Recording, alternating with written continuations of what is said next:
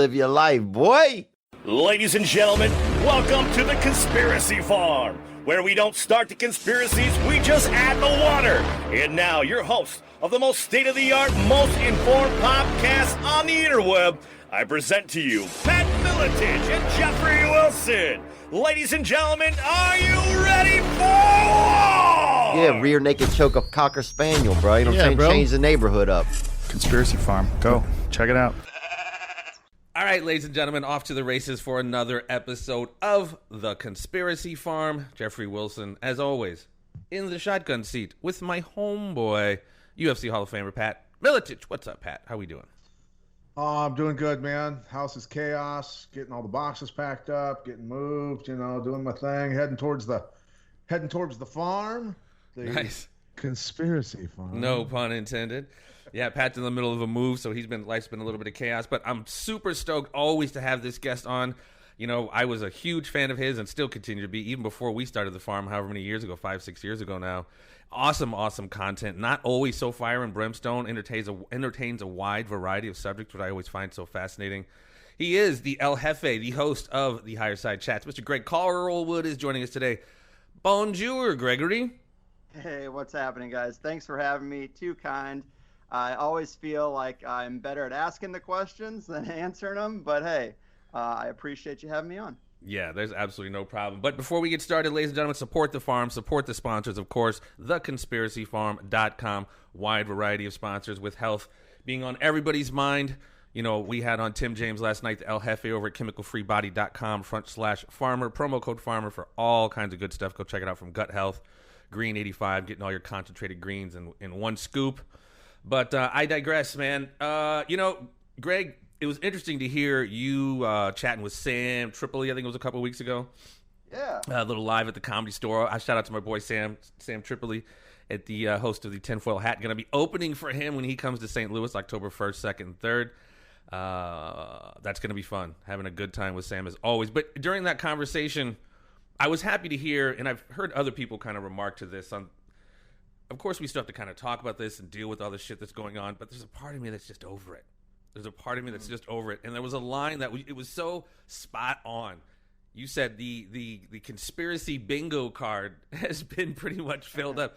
Everything we've all talked about for years. You know, I mean, name it. You know, mandatory vaccines, the expansion of the police state.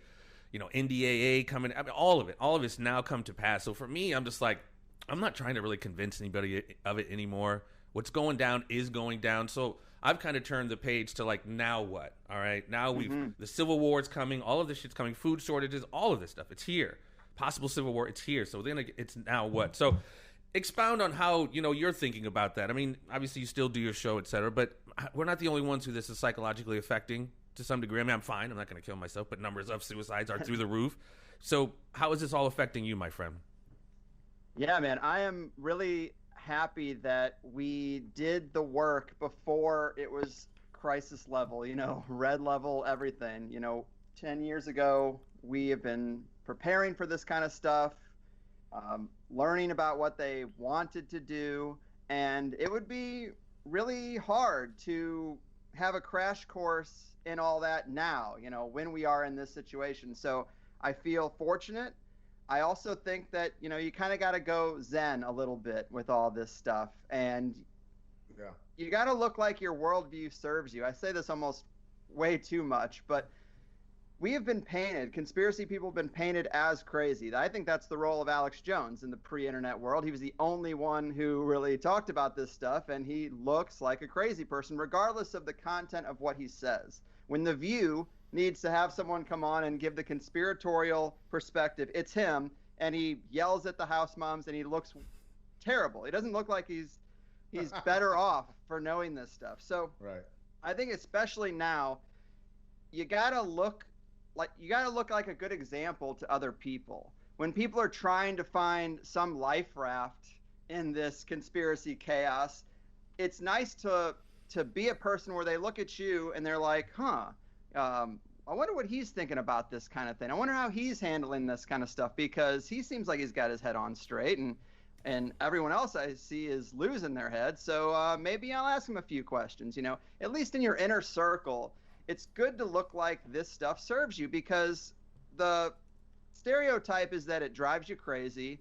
You descend into madness. You build a Faraday cage around your house, and you just live in the bunker. If you ever saw that movie Enemy of the State with Will Smith, of course that's an archetype in a lot of movies. You meet the guy who is in that Faraday cage, who answers the door with a shotgun in your face, and it's just like so super intense.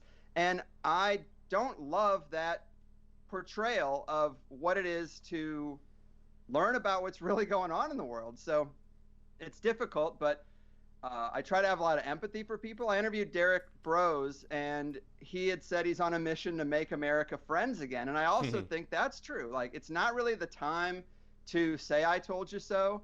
It doesn't bring anyone into the circle. But with you and your close circle of friends, you really do have to start being like, hey, guys, you thought I was crazy for a long time, and now look at what's going on. And maybe we don't need to talk it to death, but maybe you also should come to my side a little bit. And I think people are waking up. When the elite play a big hand, they give themselves away a little bit. Sure. And so I'm hoping that's happening. Well, and I remember when we had on G. Edward Griffin, and I think maybe even David Icke, I was like, I'm glad you had enough time to talk with us taking a break from your victory laps, because they could easily be just like high-fiving themselves, seriously. And I mean, because especially G. Edward Griffin, I mean, the man's been talking about this very stuff for, 60 years. I mean, everything about the communist insurgency, what we're seeing now, everything, or even Rosa Quarry talking about Agenda 21. I mean, this stuff's been hidden in plain sight for a long time.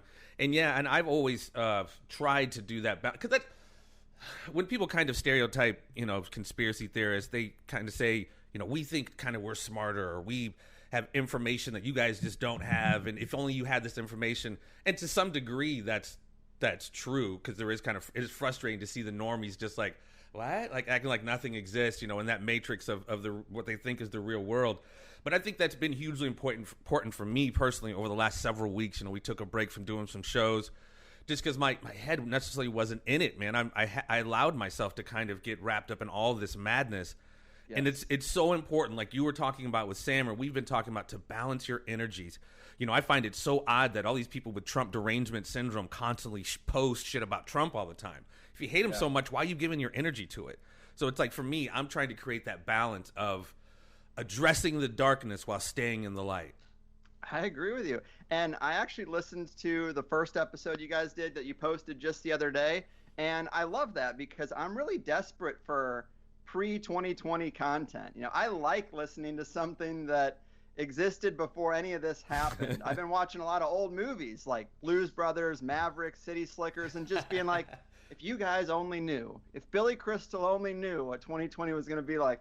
And it's just, you definitely need a break, because this is all consuming. You can't really go out anywhere. I work and obviously live from home, but I'm always in this place, and I want to get out. And then I start to think, well, where am I going to go? Maybe I'll go grab a beer somewhere. Well, I don't really want to deal with the mask thing. It's fucking 102 degrees outside. I don't really care walking through Walmart with a bandana on my face. It doesn't bother me as much as, maybe it bothers other people, because I just look at the people who are working there and I feel so bad for them, and I'm just like, yeah, I can dip in for 10 minutes and grab milk with a bandana. I don't give a shit. When you go in, the mask like halfway off their face too, so it's like, all right, I'm not gonna do this dog training anymore. No one's participating in this shit. I'm sorry, go ahead. I see construction workers fixing the street, and they're all wearing masks, and I'm like, I'm not going to complain when this guy has to go through this kind of shit. And I don't know, it's just I'm just so desperate for the world before all this. Seriously. And I was also listening to Pat talk about buying that acreage, and that is awesome. It also kind of scares me, because I am a weak person, physically weak person. I've always been kind of scared of that point where it's like, you got to put your money where your mouth is. You can't just keep, like I said, watching 80s movies and pretending like the world is okay. Yeah. There is a point where you have to start doing the homesteading stuff that you have advised people to do for 10 years. And it's hard. It is very difficult. My buddy Gordon White, I don't know if you've had him on the show, but he's been on THC more than any other guest. And he used to live in London, and then he moved to Tasmania and started a permaculture farm. Wow. Nice. And it looks great through Instagram, but I know he's working his ass off. And it's just like, I have anxiety about the fact that it's game time now, and I'm not an ex-UFC fighter who doesn't have a hard time throwing around bales of hay.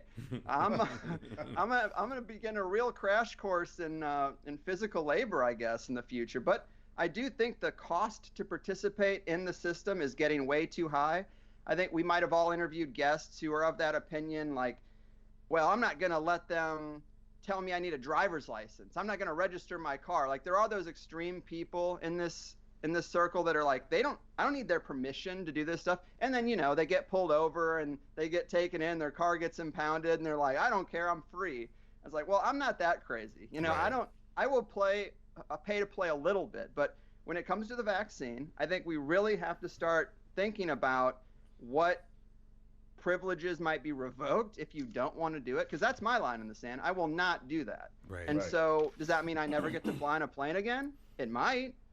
Luckily, I don't have to have a job at Target, so I don't have a job that can force me to do it. I'm not in college anymore, so they can't force me to do it. But I do worry about some privileges of society being taken off the table, and I guess I got to start being prepared to be ready for that and being okay with it and accepting it in advance. That's the next stage. Well, and again, we talked about this last night, and it's I hate to sound redundant because I'm repeating myself, but we all kind of share a certain blame in this acquiescence. And in my opinion, it's kind of slowly happened for a very long time, but in earnest, 9/11. You know what I mean? Hey, we're going to pat you down at the airport. Take your shoes off. We're going to possibly surveil you without you knowing about it. We might even snatch you up and detain you without due process. Oh, fuck, okay, because I don't want that to happen again. Those two, all of that traumatic day, so many different, one attack on a building was enough, but one gets hit and collapses, two gets hit and collapses, Pentagon, Shanksville, Building 7. I mean, it's absolutely madness. So here we are 20 years later, we're giving up these rights, like you said, to fight this invisible enemy that we can't really see, but it's there. And so here we are 20 years later, giving up more and more shit, suicides through the roof, sacrificing our livelihood and our businesses for this invisible enemy. And it lends itself to something we've talked about with China being, if not the beta test, the model for their social credit score. In China, if you jaywalk and they're one of the financiers of what we're dealing with. Well, right. Including the riots and everything else. Well, of course. Yeah. But it gets into that situation. Hey, you don't have your card. Politicians that are accepting the money, poor Australians in Victoria, exactly. Melbourne, they're losing their mind. This is Nazi state level stuff, and it's coming our way. The only reason it isn't happening here is because we have our guns still. Right. But again, we move into that social credit score that China is already there. Digitally, the technocracy is in full swing there. We're just kind of slowly baby stepping. But again, these things that the rights we've been allowed to be removed in an effort to fight this invisible enemy once again. It's a slippery slope, and here we are 20 years later. It's very, very dangerous. You have your Karens of the world. You have fucking snitch lines. You have people being arrested. Our boys at Tillis Gym in New Jersey losing their business license for trying to make a living. I mean, it's absolutely insane. So again, I think we bear a lot of responsibility for this. And again, just don't participate. Don't acquiesce, and it won't fucking happen. Right. And I like what you say about if the vast majority of people would have not taken part, would have kept their businesses open and would have said piss off, the government couldn't have done anything about it. That's what I've said from day one. Don't listen to these people. Yeah. Don't do what they tell you to do. Everybody go about your business. Keep doing what you're doing. And none of this would be happening. The politicians and the bankers wouldn't have an excuse for the economy completely imploding and the monetary system collapsing. It would all fall on them, and they would be dragged into the streets and hung. And that's the problem that I'm having, is that the vast majority of the public is too fucking stupid and not paying attention and following these draconian laws. Yes, I'm just. It's maddening. That's what drives me mad. And I'm going to go outside. The garbage men are here. I've got more garbage than I'm supposed to have, and I'm going to go help them load this shit up, and I'll be right back. Go for it. That's America, right? Hell yeah. More garbage than we need. But I agree about the invisible enemy. It's like first it was terrorism, then it was climate, and now it's vaccines. It's like there's nothing an individual can do about any of these things. And I agree with Pat. It's very frustrating to know that if the majority would just exact their power and just stop listening, everything would go away. But a long time ago, I just tried to remove that train of thought from my mind, because you cannot control what other people do, never will be able to. And I'm seeing so many people lose their minds over the mask thing. If you are a person who has decided that you are not comfortable, like if you see anyone without a mask, you're going to tell them about it, get ready to have a terrible day every day, because you cannot control what other people are doing. One thing I have been doing is I never really post on my personal Facebook because it's all friends and family and it's kind of extreme, and I just don't want an awkward Thanksgiving. So I tend to just leave that alone. But recently I threw a couple things out there because yesterday was the day where we were going to learn what tier in California San Diego is going to be on. San Diego is the most conservative city in the state of California. So I feel like we do get a decent balance here. It's very military, and I don't love that. It's Navy heavy, and Navy intelligence has been involved in a lot of nefarious stuff. We're also going to be one of the first smart cities, but, it is what it is. So we were going to find out if we were knocked back into the purple tier. And it's like we're children with these fucking color-coded tiers. But it's the reason we had an increase in cases here in San Diego is because of the college, SDSU. They were force tested, which, as you know, more tests, more positives, and it became like 700 cases. And so that bumps us up to the next tier potentially. And the next tier means businesses are closed again. So you started to hear restaurateurs speaking out about this, and I'm like, You know this is crazy, because if the problem is the college, close the fucking college. Obviously we know there's a lot of gamesmanship going on, but even if you're thinking on a conventional level, the logic is like, okay, we have a problem at the college. Close it down, go back to digital learning like most people are doing. Why do we need to close the entire city? So, I posted something about this, and, someone in my inner circle of friends who does not agree with this kind of stuff at all had to make some comment and was like, I wish we didn't have to force test people, but there's too many people out there who can't get their shit together. And I wanted to wring this person's neck, but I did not do it. But the point is, like, so you're telling me that the government has a right to force test people, force take their DNA because this amorphous quote, can't get their shit together. What does that even mean? You don't get to control what other people do ever. So just knock it off. And it's like Mayor Faulkner tweeted the other day, like, how about we fight the virus and not fight public health policy? And I'm like, what do you mean fight the virus? We can avoid the virus, I guess. We don't get to fight it. So what are you talking about? It does drive me nuts when people try to police the rest of the world. You just gave me an idea. We're gonna do a skit called Meet the Faulkners. I like it. Yeah, you can't avoid a virus. A virus is gonna spread no matter what. You know what I mean? If you lock everybody down for a year and you let them back out, then it'll start spreading again, right? It is what it is. You got to meet herd immunity. Yeah. People are just like, science has gone out the window. Common sense has gone out the window. Everybody's believing Fauci, who goes one way then the other. Everybody believes the Tedros. Just spoke about him last night. Leader of the World Health Organization, the puppet of Bill Gates.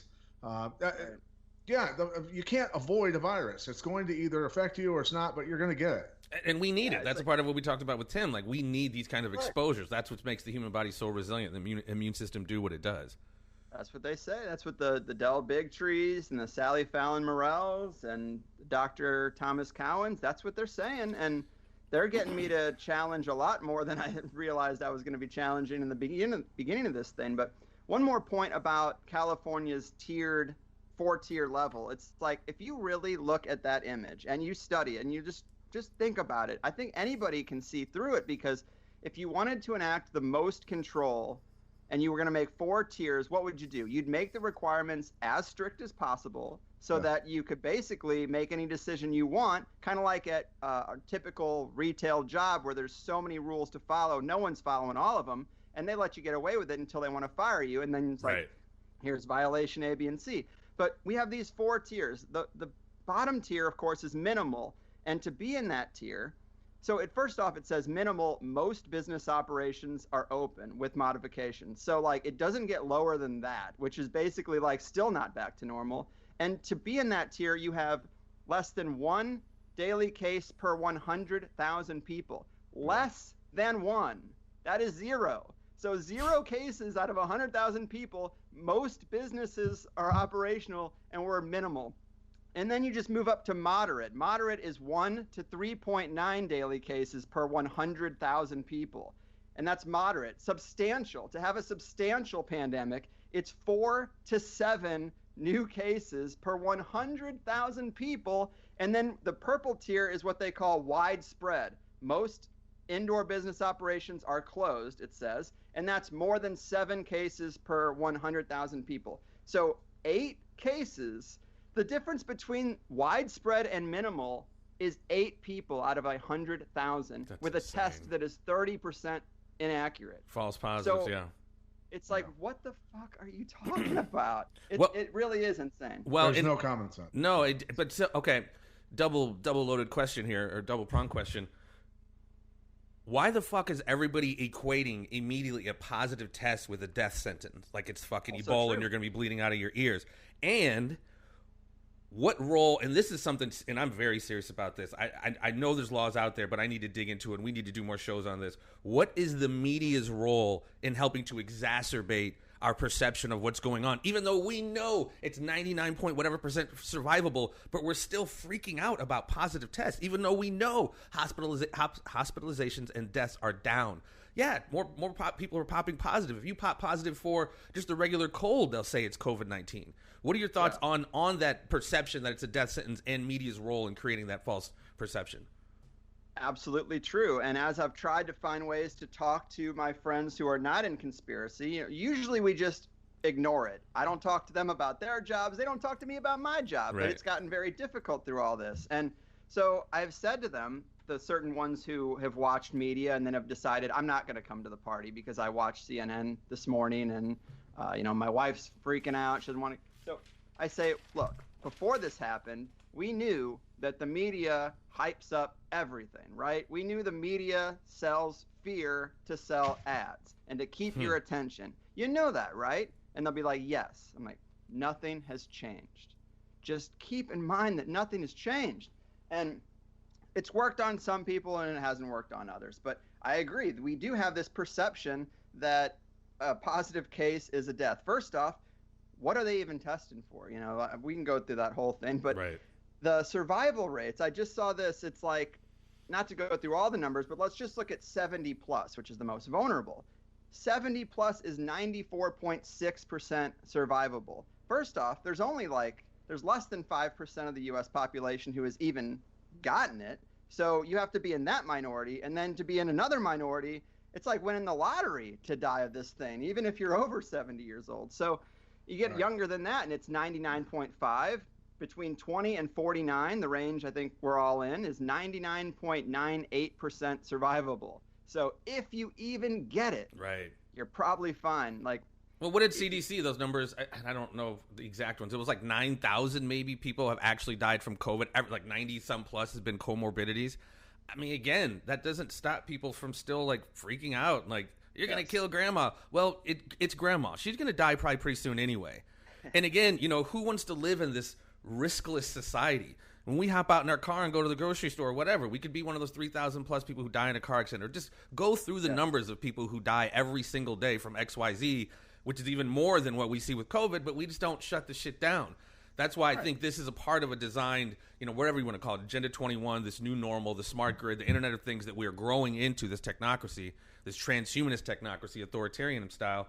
These are just the beginning phases of it, and it's all a part of this program to create this, as they call, this new normal. And they want the Civil War.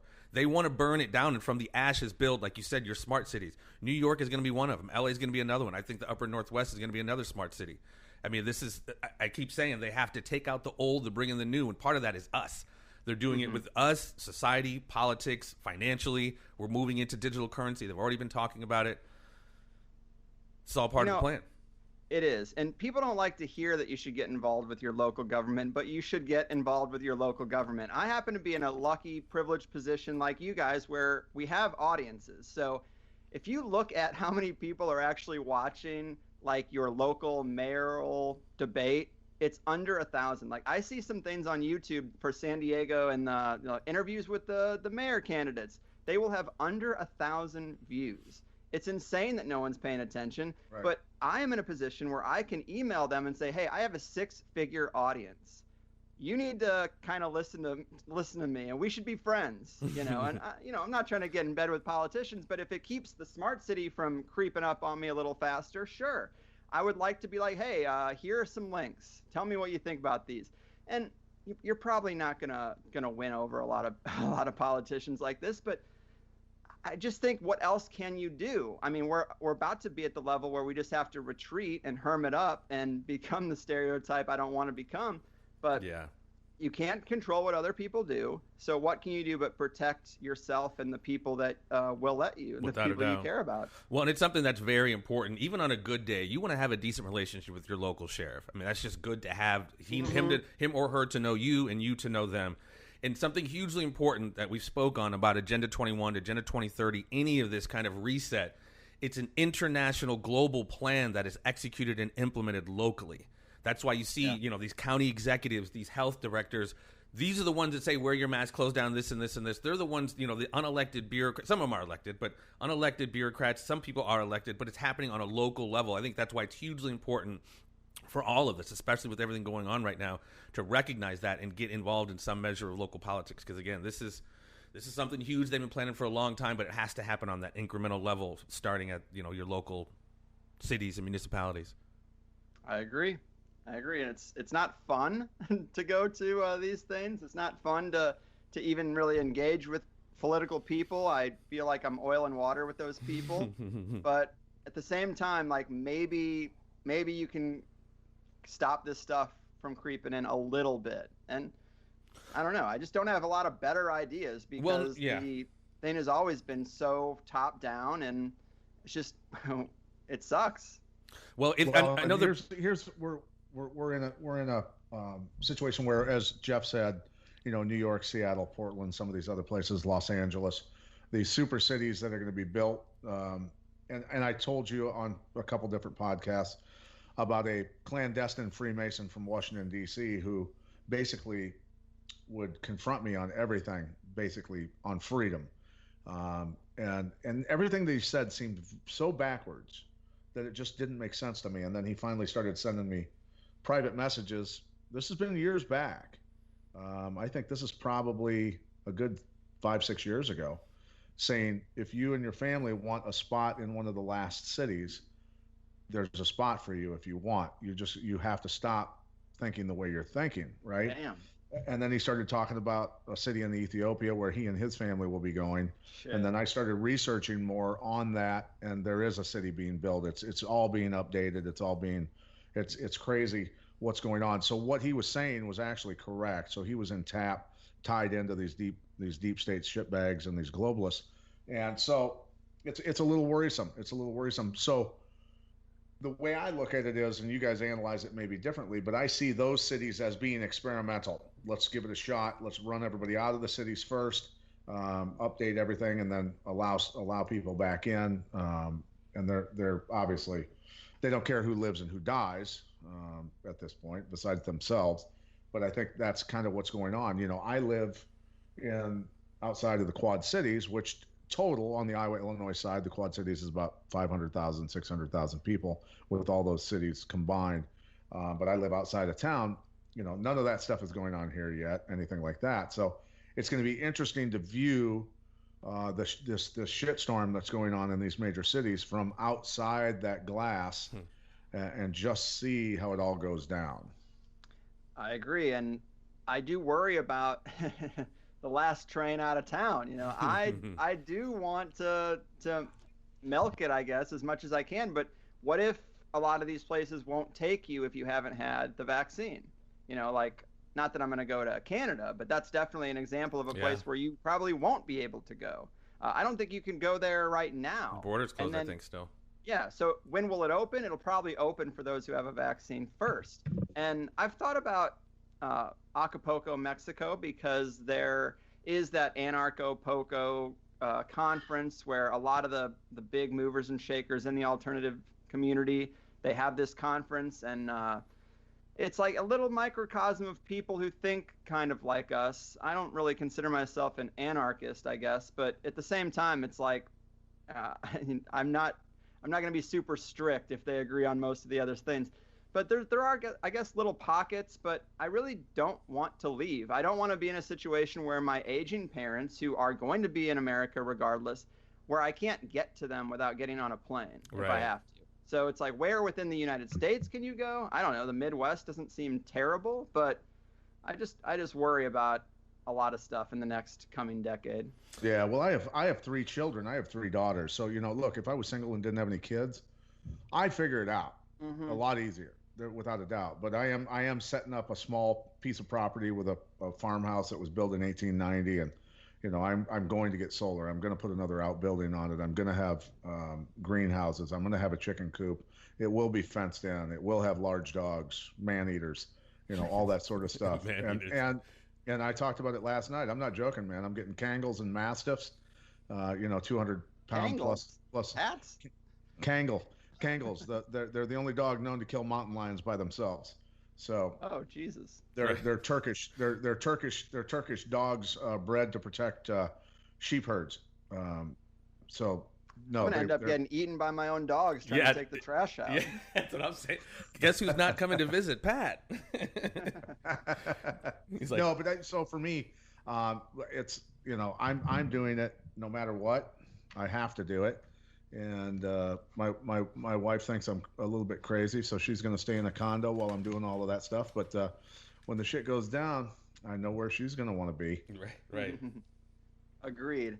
And it really also sucks for. Millennials get a really bad rap because they are kind of getting wrapped up in the protests and the riots and stuff. But honestly, like someone who is under 30, what has their life been? They were in high school during 9/11. That sucks. You get out of high school, you get into college because it's what everyone tells you to do. It's the most expensive it's ever been. They give you loans when you're 18 years old that you can never get out of with a bankruptcy or anything like that. So that's terrible. Then right when they're coming of age, it's like 2008 hits and nobody's hiring, everything's back in the trash. You finally pull yourself out of that and 2020 happens. And I don't blame a lot of young people for just being like, burn all this shit down. It's not the right attitude. It's an attitude I had when I was young probably. So I empathize with it. But it has been a rough go for people under 30. As much as we, can talk shit on them. Also growing up online. I mean, what the fuck?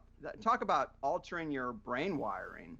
It's tough. I wound up watching most of, without getting, I had my issues with it. It had a lot of good information on that social conflict, I think it was, the Netflix documentary on basically data mining and all this stuff. And they basically gave the metric of just what you said. These kids, their minds are so warped of the perception of reality because it's filtered through social media. And you got the age of kids doing self-mutilation and killing themselves like way lower than it's ever been, because of like online bullying and shit like that. So it's yeah. These kids don't. Go ahead. I was just saying. I heard a term. I forget his name. An executive or one of the founders of NBC back in the day. He used a phrase called "they're born digital," and this is a whole new phase of kids that are literally born digital and just. My daughter's like, what'd you do when you were a kid? I'm like, I fucking climbed trees. I, almost died here or there and, played army till I was probably too old to play army. I lived life. I was outside, you know what I mean? Where she still does stuff, but it's like more, this shit, with your neck over, watching something online, sitting in a group of friends, everybody's on their phone. I mean, it's just really fucking bizarre what social media and social networking has done to us. Sorry, the way I have to a rebuttal though for the millennial comment from Mr. Carlwood. Imagine being born in 1900. World War I starts in 1913. The Spanish stock market, the greatest depression known to man, happens in 1929. 1941, World War II, and then the Korean War in the 50s, the Cold War during all of that, 1960s. You got the Vietnam War. You got chaos constantly. So you skipped over the Spanish flu. The millennials can straight up fuck off, bro. Well, that's bad, but hey, they didn't have TikTok, all right? Right. No, I'm just fucking around. But I the Chinese influence pretty thick. Yes. Well, I try to be empathetic because I'm not proud of everything I did when I was 18 either. But I also agree with you, Pat, because that is the flip side. And these days, when everybody is talking about the world falling apart, I made a comment on my show that like me and my wife are thinking about having kids. We want to, and people are like, how could you do that with the state of the world like it is? I go, well, and I thought back to exactly the kind of stuff you're saying. I'm like, people always think the sky is falling. It probably sucked pretty bad when they're picking kids out of a lottery to go to Vietnam. You think that was fun? That's scarier to me than COVID, honestly. So Yeah, it's the world always has issues, and I want to have kids regardless. Maybe it's a selfish thing, but maybe the new world is going to need people who are raised off of a computer and by someone who's trying to instill wisdom in them. Yeah. And otherwise, it's just the TikTokers. Well, I'm advising my kids to get into number one. Luckily, my kids are much different than me. They get straight A's. They're excellent students, excellent avid readers, amazing athletes. My oldest daughter earned herself a scholarship to a D1 school for rowing and academics. She did her part. My 16-year-old's doing her part to do the same thing. But I'm advising them. My senior or my freshman in college went into marine biology, which by itself is tough enough. But I told her to use that marine biology degree to get into alternative energy. Then she has a place. She has a place, right, with alternative energy, with green energy and all of that. And I've told my 16-year-old to do something similar or to get into the banking and financial sector. Then she's got a secured place, most likely, as she works her way up through that world. And I'll tell my 7-year-old the same thing, to do that, where I've got to give them I can see into the future a little bit about what's coming. I don't like what's coming. Some of it's very dark, potentially. But if my kids have a place in that world, I have to see to it that I can carve out a niche for them, maybe in their brain, where they can go direction-wise, no matter what happens. Something AI proof, because back when we were growing up, we could bartend, we could flip burgers and all that other shit to kind of make our way. But now, within the next 10 years, AI is going to be taking over so many of these jobs. They're going to be just rendered so many obsolete. So yeah, teaching our kids as we raise them, like, hey, forward thinking of these jobs that will actually have a place in this, whatever we call it, new world order, is definitely going to be You got to do something human, something where you can't be replaced. Like, no computer is going to come and start hosting the Higherside Chats or the Conspiracy Farm. Like, people are always going to want to have interactions with other people. So I feel like we're very fortunate that we've already set this up, because it would be very hard if I was born 10 years younger and I was dealing with just trying to come of age and all, I wouldn't be where I am. Also, if you're born 10 years later, I probably would have been vested in something else, and I would just be in retail management, and that would suck. So, I don't know. Right. Another approach to handling, trying to increase your numbers, something Gordon White said, is he's like, if you want to try to strategically bring people in, go to your neighbors and be like, hey, do you think let's just think about tomatoes. Do you think they're going to be more or less expensive in the next 10 years? Do you think they're going to be better quality or worse quality in the next 10 years? And from that conversation, you can really start a community garden with the people. Be like, I'll grow these 5 things, you grow those 5 things, and we'll be all right. My wife's not home today because she went to our buddy's farm. He started homesteading a few years ago, and he's like, hey, I got 30 chickens to slaughter. And I've always said that as much meat as I eat, I think it's kind of important that I kill my own meat a time or two. I don't really want to do it, but I think it's an important thing to do. And I set up this interview, and she's like, well, I'm going. So my wife's cutting the head off chickens right now and plucking their feathers out. And, she's tough. She's tougher than me, honestly. That's why I don't really want to go to the homesteading route, because she's going to see me constantly bitching and sweating and sitting down after trying to dig a 2-foot hole. But I with some friends that, they probably wouldn't agree about the pandemic and all this kind of stuff. But what they did want to do is split a cow. So, we went and we found a local farmer. We split a cow. We split a heritage hog. And they're like, dude, this is the best meat I've ever had. Yes, and the hog parts of the hog came with skin on it. And the woman who dropped it off, she was like, the skin has vitamins that we don't normally get. Just cook it skin side down like you would fish or whatever. And that soaks into the rest of the meat, and it's delicious. A couple of the girls in the group were like, skin? I don't know if I want to eat pig skin, but you just, that's the more normal. Well, why not? The hair scorches off when you cook it. Exactly. Well, in that vein, ladies and gentlemen, throwing a shameless plug there, we have butcherbox.com/farmer as a sponsor. Heritage pork, organic meats, organic salmon, grass-fed beef, absolutely some of the most delicious meat that I've ever had. So butcherbox.com/farmer. But even if you don't, I always say to my daughter, it's these tools, even it's better to have them and not need them than need them and not have them. So it's good to know how to field dress a deer. You know what I mean? Or like you said, hunt a couple times. But it's interesting, and I've kind of heard this over the years, demonizing self-sufficiency, giving people tickets for collecting rainwater, or selling not selling heirloom seeds, selling tomatoes with no seeds in it, so you have to keep buying these seeds. What are your thoughts on that? You or Pat, have you guys kind of thoughts on the demonization of self-sufficiency? We saw it when all this kicked off. Like, certain places weren't even selling seeds because, you know, they don't want you to grow your own garden. It's like they tax the people that have set up biodiesel refineries at their farms. They'll basically do the math, gallons of diesel you use of your own that you've created on your own, and then tax you based on those gallons. Shit like that. You know, it's just, it's retarded. It's completely unconstitutional and absolutely goes against everything. But you know what? At some point, we're either going to have a great enough awakening of citizens who get fed up and everybody marches at the same time, or everybody gets picked off one by one. You know what I mean? That's what it comes down to. It's true. And it's kind of like, I think about this COVID thing, and it really is the climate agenda rewired. Yes. Because everything they wanted to do with like rationing and all this kind of stuff with the climate agenda is what they're using COVID for. Yep. And sustainable development. Yes. And that's the other thing, is they're always telling us like, hey, you need to conserve. I'm like, I can't produce, not that I think CO2 is the end all be all like they present it, but right.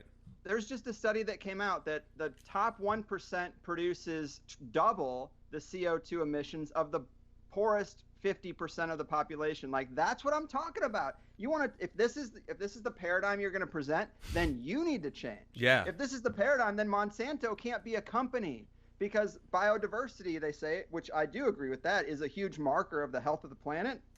Biodiversity is dropping off a cliff. Well, I'm not doing that. Monsanto's doing that. It's the Terminator seeds. Right.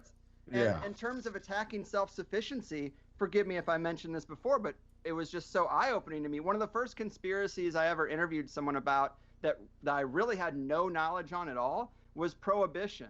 We all think, oh, well, there was just this time where a bunch of conservative housewives were sick of their husbands coming home drunk, and so they picked up their signs and they rallied and they made alcohol illegal for 10 years. That is not what happened. It was Rockefeller funded. It was the oil industry who didn't want people doing what Pat's talking about. These tractors and all this farm equipment and even cars used to run on alcohol. Alcohol is something you can produce at home. Yeah. So that was the thing. You think the government cares if we drink ourselves to death? Of course not. Of course not. But they cared about the fuel industry. Same with weed. Obviously, we know that with weed. And the textile industry, and instead they wanted to cut down these 100-year-old redwoods. Instead of growing a plant you can grow 4 times a year to produce the same stuff. We know that, but I didn't know the alcohol side of things. I didn't know that either. That's it was crazy. so interesting, and it makes so much sense too. What you brought up, regarding, they're accomplishing everything that they wanted in the Green New Deal, Agenda 21, all of that by what they're doing.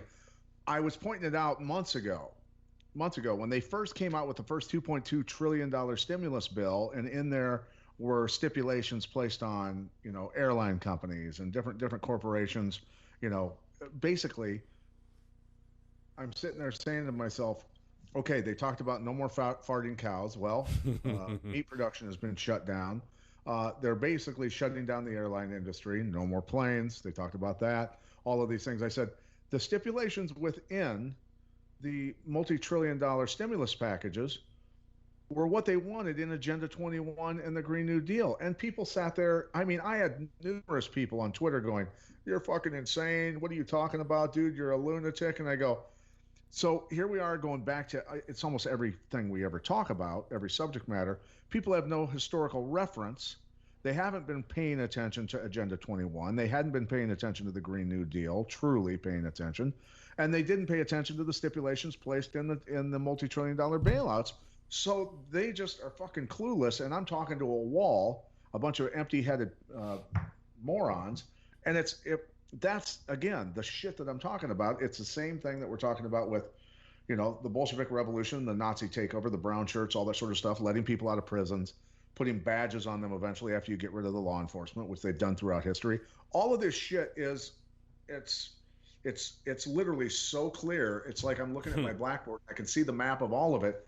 But most of America and most of the people around the world don't get any of it. And so I just go, you know what? Fuck all of you. I'm going to get my farm. I'm going to get set up, my food, my chickens, my dogs, everything else. Fuck you guys. You can starve. Well, and I'm glad, Greg, you brought that up. We kind of touched on it a little earlier. You know, it is a chess game, not checkers. And these guys map this shit out in generations and decades. Because, like you said, the Rockefellers back in the day was all about eugenics, you know, forced sterilization in some cases. But that just didn't play well. But it was always about this like I keep saying, this eugenics-based technocratic technocracy you're moving into, because that they just hate humanity. The eugenicists hate humanity. And when that didn't play out well, we had to bring in climate change. And when climate change started losing its steam, because, you know, we knew Al Gore and all the O2 thing was full of shit. Now they have to, you know, another silent enemy, an invisible threat, you know, CO2, climate, humans. If you guys don't stop fucking making babies and doing all this shit, you guys are going to destroy the planet. When, again, you know, this is all a part of the language of sustainable development, restricting access to goods and services, the supply food line. All this shit is all a part of this much larger agenda. So I'm glad you kind of brought that up, because a lot of people don't. I mean, we all got fucking ADD. A lot of us can't link eugenics with COVID. It's taken place over many a decades, but it's definitely there. Challenge accepted, because when it comes to the vaccine agenda and what Bill Gates has been doing even before this, for the last 10 years, they've been always talking about, like, oh, we're doing these vaccine studies. Where do they always do them? Africa. They're constantly going to Africa to test their vaccines. Now COVID hits. Who's affected the worst? Old people, fat people, and black and brown people. Ding, ding, ding. And then they want to go altruistic and say, well, now that the vaccine, when it comes out, we got to put the black and the brown people first in line, because we care about them so and much. This has been so devastating for them. Yeah. So we're going to give them the front line of the vaccine testing. I mean, that is it.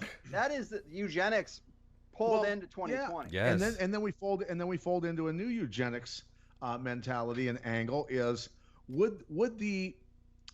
this is the thing that, like, most of the psychopathic white liberals and less, I think, percentage of minorities believe or trust the elites, right? But I think the white liberals are just all psychopathic. Like, we have to help the black man.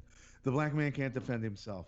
He can't think for himself. And it's the most racist fucking mindset I've ever seen in my life, right? So, but here's my point with that, where you go from, hey, let the minorities get in line first for the fucking experimental vaccine. Let's help them first. Now we transfer over to the eugenicist mindset, where would the elites be pushing a race war for the population? Blacks take up roughly 13% of the population in this country. We know that the other side is fucking very heavily armed, right? And most of those people who have no desire to kill anyone, but they're literally forcing us. They're forcing Americans against each other, to the point where they're paying criminals who they've let out of prison to go burn down fucking buildings, burn down businesses. Even in Kenosha, Wisconsin, one of my former fighters who lives in Kenosha, who has a business in Kenosha, said most of the businesses that were burned in Kenosha were black-owned businesses by blacks from outside Wisconsin, from Michigan and Minnesota. So my point is people need to wake up and go, the elites don't fucking care about you. They're trying to get you killed. They want to get you killed. They don't give a flying fuck about you. So let's wake up. Let's unite as citizens and go after the people we're supposed to be going after, the politicians, the media, and the elites. Well, and like you said, Greg, that, you know, their seemingly altruistic actions are always covering their more nefarious, you know, real intentions. 100%. And it's all, you know, you look at that fucking Act Blue. I mean, these guys, BLM or Antifa, all these, they're sitting on hundreds of millions of dollars. I don't know if you've seen this. Hundreds of millions from Apple and Google. Yeah, because you guys give a fuck now. They know what they're funding. You know, they know exactly what the fuck they're funding. This seemingly benevolent thing, which is really moving towards like scorched fucking earth and race war and civil war. Right. And, you know, I did grow up liberal because when I'm a contrarian. And so when I grew up in Missouri and everyone was conservative, I was like, okay, let me go the other way, maybe to be a thorn in people's side and also just, you know, whatever. I did drink a little of that Kool-Aid for a while. And I got in trouble recently because I had 2 shows on that kind of were with guests that were definitely a little too squishy, too liberal, too BLMs, you know, but I do, because I covered first the George Floyd thing and said, look, this dude, he worked with this cop. Like, there's a lot of manipulation going on. There's only about a dozen black men killed by armed. There's only about a dozen armed black men killed by police a year. How many do you see on TV? All 12. But also there's 12 armed white guys who get killed a year. They don't show any of those. So obviously they are skewing everything. There's I think I read there's 300 police encounters a year between citizens, or 300 million police encounters a year. And we have 24 deaths.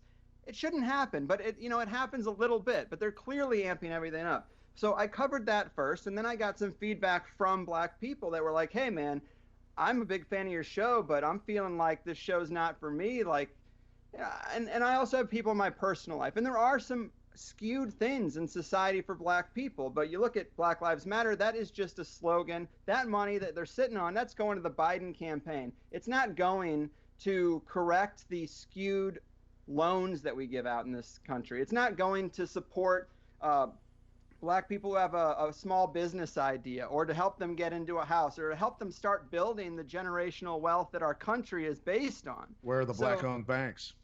Exactly. And that's the kind of history I tried to get into with some of these guests. One wrote a book called Policing the Black Man and wanted to focus on prosecution, which I think is a lot better focus than the cops killing black men. Like, this is a more systemic thing. And, the other guy wrote a book called Policing Black Bodies and wanted to talk about exonerations, which is also something that shows you that there's a real bias in policing, because exonerations is when they reverse things, and you look at it, it's overwhelmingly black people. So it's like clearly they put absolutely. And look, we know the black race has been targeted for a long time.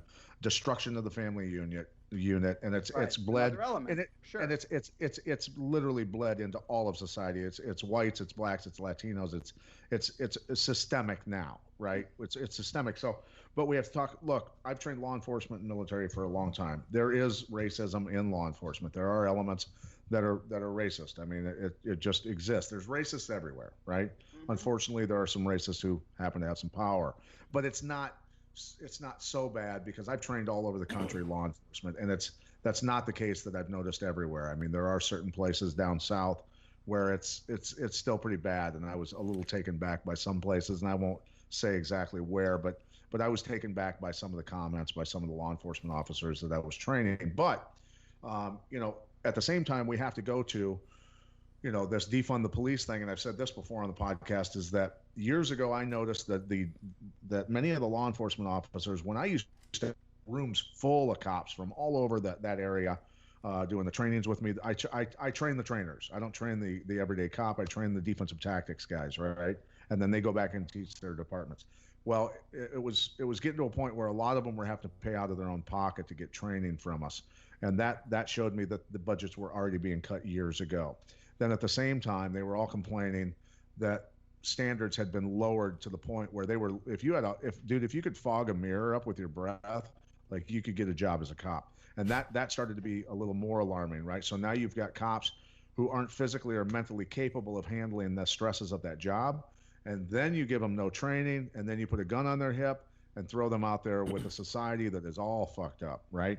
So then on top of that, you've got the politicians from the Clinton administration and others that throw out the crime bill, and Hillary Clinton calling blacks super predators, and Biden saying that he doesn't want his kids to go to a school with blacks because it'll be like a jungle, and all this other shit. But somehow this fucking idiot gets the nomination for the Democratic Party. I know. So because of black people, apparently. So this has been systemic attacks against the minorities and blacks in general, and it's gone on for decades. And I wish people would wake up and recognize where those attacks came from, and that literally, if I'm a Ku Klux Klan guy in the 1990s or 2005, and I'm a Democrat, and I come out today and go, man, I'm so sorry for thinking that way. I love black people. I want you to vote for me.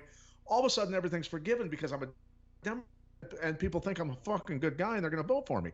people need to wake up. Like, these people don't change their feathers. They might paint them a different color, but they don't change their feathers. Well, and a part of this larger strategy is kind of going back to the Bolshevik Revolution. Couple things. I mean, they know one of the easiest things to pin on or to ping on is racism, because there are inequities. But in the larger agenda, it's that's just a part of it. But it's really a class warfare, the haves versus the have-nots.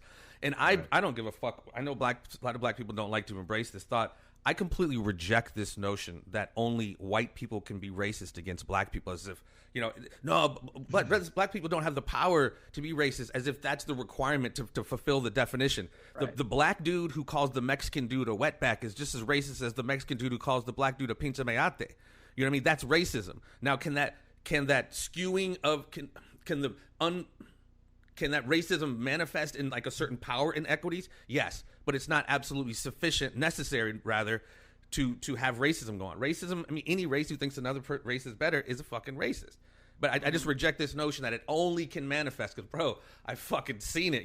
Y'all white people smell like wet dog. Y'all white people, I mean, in the 90s, like every fucking black comedian, man, black people be doing this, white people be doing that. It's always this like, sometimes just embrace. Well, you have it's fun to joke and you about have a the unique perspective, Jeff. Jeff, Jeff, you've got a unique perspective because, well, your mother's white and your father's black, right? Yeah. So you've always had a unique perspective and heard racism from both sides, I'm sure. Absolutely. Yeah. So I mean, that's something that I've often thought about and tried to put myself in that position of how would I perceive racism, from and that's a different perspective. Well, it bothers me too that anybody. I mean, the other Facebook posts about, my life is, everyone is being professional fucking victims at all times, it seems like. And I think when I hear a lot of black folks say certain things about it sometimes, not all the time, because there are definitely inequities, but sometimes it gets overused to the point where it's like, I'd rather just play the role as a fucking victim than kind of recognize maybe my own culpability or my own community's culpability in some of these inequities. Like, the guy who got shot and is now paralyzed, or any of these things. Oftentimes, these motherfuckers aren't walking down the street reading Bible verses or sitting in their church, or there's usually something fucking going on. The dude who got shot in Kenosha, the cops were there because of his warrant. He was fighting with them. He was fucking went around his car and reached into his a karambit knife in his hand and was going to get a gun. He said go back to the conspiracy, to the bingo card. He fulfilled every fucking slot on the bingo card on how to get shot. So again, we got to like pump the fucking brakes. And going back to where the black-owned banks and this and that, since 2013, I think the net purchasing power of the black community topped $1 trillion. That builds a lot of fucking banks. That builds a lot of grocery stores, a lot of black-owned businesses, creating that generational wealth. But they choose, and oftentimes, to spend their money outside of the community, weakening their political power. No one wants to invest in communities when you're decimating them and not investing in them. So again, there has to be a lot of responsibility in anybody's hands on how you conduct yourself in America. But this constant everything is fucking racism, and I didn't do nothing. And then I got shot. It's bullshit. And a lot of times this goes back to this perpetual victim mentality that's perpetuated. But it also, even though they do have to take responsibility, like Pat was saying, there's been a war on the have-nots, but it's definitely been huge in the black community of removing dad from the house, the creating of the commercial prison industry. Then you enter the crack game and disproportionate drug charges and this and that. So again, there has been a war. But again, if you grew up with an alcoholic dad or got your ass beat, you can't always use that as a fucking excuse, man. At some point in time, you got to put the past in the past and move forward, while still remaining mindful of the inequities. But it should never define your disposition towards white people or anybody else. Fucking stay in your lane and do your thing. There's a record number of black millionaires. There's been too many success stories that have come out of these fucking nightmarish conditions, man. I used to work and teach in Cabrini Green in Chicago, and a lot of those kids didn't make it, but some did. So you can never fucking use your community, your upbringing as an excuse, man. Sorry to rant there. Hey. No, it's all good. I just want to stay out of your way, because cheers to that. And I am sorry for getting us, into the weeds on race, like every podcast seems to be. But, it's tough stuff to cut around because it's being politicized and spun into areas. And, the Black Lives Matter thing is being spun off. All that money of people who really do want to do a good thing is putting in the wrong place. And it's tough to cut around and find the meat and not trigger someone with one of those agendas that's being played on us. And, you guys both did a good job. In terms of money being spent in communities, I absolutely agree. To bring it back to today, who are the big profiteers? People are afraid to go outside since March, but Walmart's been open, Target's been open. Yeah. The big profiteers, Amazon up 100%, Walmart 100%, Target's up 80%, Microsoft, I said all the Facebook, churches, Google. all the churches should have been holding services on Sundays inside Walmarts and Targets. Right. And the small businesses good are shit. closing. Yeah. And that's why, like, even if you want to take race out of it, you should spend your money in your community and build up the unique businesses that exist Locally there. owned stores, man. And right now Locally you owned can't. stores. Right now you can't. So that's just it's a huge transfer of wealth from the mom and pops who had really started to get their shit together because a lot of them have used the internet to see the template for what a good business is. We get a lot of shit in California for all these little restaurants that are reclaimed wood and Edison light bulbs, but it looks nice. And so people kind of learn how to make different types of businesses that actually attract people to come in. It's easier for them to find someone to draw their logos. It's easier for them to find someone to make plans for the bar they want to have. Like you have more resources because of the internet, and that's only existed for really 15 years. So these people who have figured it out and used these resources to build something successful, they just got shut down. Yes. The timing is interesting because these people would have just gotten their businesses to that next level, and it all goes away. We're lucky that our businesses are digital, I guess, but I'm also really stuck in the digital nightmare, the digital dystopia that will be coming. But the only other thing I wanted to say on the race thing is I agree that it just is a division, because the way I tried to express it on the show is the elite tossed white guys a quarter and black guys 10 cents. And we've been arguing about that difference, that 15-cent difference this whole time. And meanwhile, they're sitting on piles of billions, trillions of dollars. And I do think that's the game. It's like you purposely created a caste system where the gap between the top and the working middle class is insane and always getting chipped away at more and more. And then you put another group underneath that, and then those two groups they should be united against that 1%. Again, like Pat said in the beginning, all we have is our numbers. So why are we looking to split into smaller little groups? Well, that's them. They know how to do that. They know how to separate and balkanize, whether it's people or countries. They know how to break shit up and then play those parts off against each other. That's obviously a big part. People are so easily programmable. It's crazy, man. I just sit back and I watch it and go, and what is it, again, what is it about us that makes us go, no, not buying it? No, you said it, Pat. Most people go for that, that 30-minute fast food fucking kind of digestion of news. Hey, I watched the news for 30 minutes on the nightly news. Now I know what's up. They don't. A lot of people. I remember growing up. I hate history. Okay, you don't like fucking history, but you're also doomed to repeat it, and you won't be able to recognize these patterns if you don't have that frame of reference. You don't even really have to be a conspiratorial person. Be like, getting rid of the cops, arresting citizens for having their business, and it sounds a lot like the Bolshevik Revolution. Releasing felons by the tens of thousands. Yeah, all of it. That sounds familiar. It's true, and it is why we do have to make America friends again. Like, I do really like that phrase, and it is why we need to be strategic. Read Dale Carnegie's How to Win Friends and Influence People, because that's how they do it to us. Yeah. And it is just a strategy of cadence and these little things you can do to make people feel important. Like, it isn't necessarily bad, but it's kind of manipulative to study how to influence people. But at the same time, it's just a tool that exists, and people still have the choice to agree or disagree.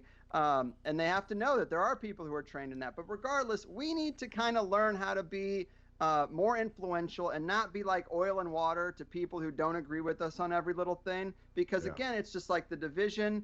We're so fractured that none of these little communities are ever going to be able to really topple the thing unless they're united. If we keep looking at liberals and being like, look at their stupid behavior. I mean, to a degree that when cities are getting destroyed, down buildings and cars. I know.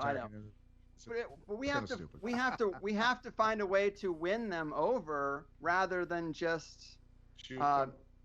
Yeah. Well, and it's interesting because you listen to the news. I guess if we shoot them, we could still have the majority. Well, we get along a lot better. Both sides says the same shit about each other. Like the Republicans say, liberals are libtards and stupid, and the liberals are like, man, these guys are fucking cavemen. But they need everybody needs to go to their re-education camp according to each side. I had the guy call me a Trump tard, and I go, I go, well, let me ask you a question. I go, and I'll get to this because I wanted to get to this. Trump is saying we're going to have the vaccine pretty soon. It's going to be great. It's going to be awesome. This and that. It's going to be super great, the greatest ever. The vaccine's coming soon. And I think he's doing this on purpose because he knows guys like you and I, and most people who kind of are independent free thinkers are going 6 months to a year. Vaccine's perfected. No, it's not. Yeah. I'm not taking it. And then all the people that hate Trump, while he's going, yeah, take the vaccine, take the vaccine, take the vaccine. All the people that hate Trump are going to go, no, I'm not taking it either. Right? Is he throwing a curveball at the globalists right now, like he did, say, for example, in Syria, when he called ahead, phoned ahead and told the Russians that were on a Syrian airport base, said, hey, there's some Tomahawks headed your way. You guys might want to clear out. And they took the Syrians with them, and they put some holes in some runways and knocked out some hangars and blew a few things up for the airstrike, supposedly, right. where the gas attack came from, supposedly, where he's appeasing the globalists. Now is he throwing a curveball at Gates and all these other guys? Little reverse psychology. Yeah, what's your take on that? Well, I'm critical of Trump as much as I would be any president, and it is possible that there are those kind of games being played, but at the same time, I think I'm just not so sure, because going back to the Derek Bros interview I did, he pointed out that everybody talked about Trump withdrawing from WHO, which I'm a fan of course. Yeah, we should withdraw from WHO. But what they didn't say is that he also secured $1 billion for Gavi. Gavi is the vaccine alliance that Bill Gates runs. So what's going on? Is this a consolidation of that kind of stuff? Like it seems worse than being involved with WHO, in my opinion. So I do think there are some things, like I'm just not in that Q camp. And but what I do think is a problem is the harassment of Trump supporters. Like everybody thinks it's kind of a joke, and it really isn't. Like I'm seeing some pretty gnarly stuff. Like this is a mild example, but I saw online this guy had a Trump thing in the window of his apartment, big sky rise, and he's a Trump fan, and it's in his window, and the people can see it on the street. And then you go to the apartment above him, and someone has a sign that says it has their PayPal address, and they say, "We'll tap dance all night for donations." And they think it's funny because a lot of people hate Trump supporters, so it's like, oh, we're going to give donations to this guy to continually harass the guy below him. That's really not cool. No. Like that's and to go use a worse example, in San Diego, some guy had a Trump sign in his lawn and they drew a Nazi thing on it. That's only one level away from burning that guy's house down. Or really attacking that guy. And I really think we got to be careful, because I think there are a lot of racists that love Trump, but there's also a lot of Trump supporters that just like his economic policy. They like the fact that we have drawn down the wars. I mean, that's what I was about. If you asked me my major issue 10 years ago, it'd be like, we need to get out of these wars and focus our energy at home. Well, that occurred, and I will give him that win for sure. But donating $1 billion of taxpayer dollars to the Gavi Alliance, that scares me. I don't know how he's playing this thing. I don't know if they tricked him in the beginning or what, but I never put my faith in a president. And I think that's a crazy thing that happened, is they took all these people who knew never to trust authority, and they said everything they wanted to hear. And then the last thing they threw on the end is, and the president's going to save the day. I'm like, we thought elections were rigged long ago. Right. Well, and they've made someone in there they don't want. They've made it so, and we go through this every 4 to 8 years, but even our subtle differences we might have with Trump, I was never necessarily a supporter. They've made it so binary. Fuck, the last thing we need is Kamala Harris and Joe Biden. So it's almost like we have to vote for Trump, because if we don't vote for Trump, we're going to get this. But, ultimately, it's still... It's this fake dialectic, this fake narrative. It's all WWE, man. Trump is controlled just like anybody else. He's saying in one hand, this will never be a socialist country, but then cut fucking $7 trillion check to the banks and the corporations, and they buy shit up and, falsely inflate the stock market. So, again, there's many... They like that right-left paradigm and people to think just in those terms, but it's always so much deeper. In my opinion, Trump's been controlled... by Wall Street and Wall Street powers, his Commerce Secretary, Wilbur Ross, companies like BlackRock and Stephen Fink. He just got so many players, people who bailed him out in the 80s, so he kind of owes them. and not of those guys got cabinet positions. So I mean, there's just nothing is ever what it seems, like we say on the show quite often. But I think I'm just worried. As much as again, I try to fight the darkness, if you will, while staying in the light. I'm really worried about November 3rd and the subsequent days and weeks, because neither side's prep. They're both prepping to not accept the results. Yes, but the silver lining, I think, is that the biggest chunk of people are the people who aren't engaging.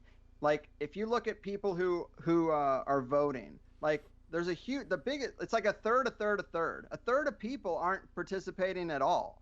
They've, gotten away from this whole thing. So yeah, there are extremists on both sides. There will be conflict. Both sides have already been groomed to not trust the election results of this, regardless of what happens. But I think we do still have a majority of people who have checked out, and I don't know, maybe if we could unite those people, we would be on equal footing to everyone else. I think it's like the TV amps up everything, and it makes it seem like everyone is on side A or side B, and it's like, actually, there is a side C of people who don't care at all, and that group of people is quite large. Right. And so true. But yeah, every 48 I'm still years. Staying home on election day. Yeah. Stop taking the Pepsi challenge, ladies and gentlemen. Mr. Greg Carlwood. Pat, you got any final comments, questions for our boy before we let him slide? No, man. Thank you for joining us, Greg. It's been awesome. Good to talk to you again. Yes, always great to talk to you guys. Thanks for having me. It's Absolutely. an isolating job here. What's that? What? I'm very isolated here. Oh, no, that's all right. I work alone, so it's nice to hang out with the boys. Absolutely. Where are you living currently? San Diego. Yeah. Belly of the beast. Right. Yes. I've got a lot of friends out in San Diego, former naval guys and naval special warfare guys, and I talk to them quite often and go, dude, get out of there. Great. Yep. We're gonna be a smart city. Like, obviously, it's a nightmare place, but I do like the weather. Take the human layer off, and the weather's quite nice. As we started the conversation off air, I guess we've lowered the bar on what we're willing to put up with. Exactly. Greg Carlwood, he is the host of the Higherside Chats. It's been a pleasure, my friend. You are always welcome. Patrick, love you, brother. Talk to you soon. Ladies and gentlemen, guys. Peace and all them kinds of loves. Stay tuned. Cheers. There will always be more.